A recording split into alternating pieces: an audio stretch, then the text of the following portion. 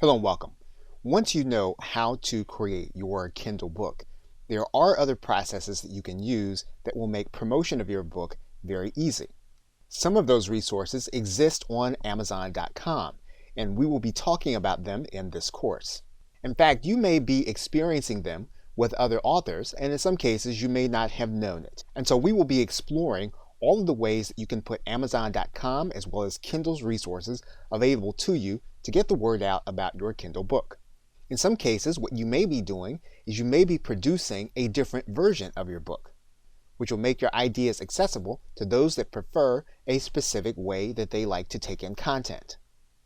So first, we'll investigate the tools that KDP has within it, and then we'll look at some tools that are external to KDP within the Amazon.com universe, as well as those tools that you'll need to put together regardless of what it is that you are promoting. Okay, so with that, thanks, and I'll see you in the first video.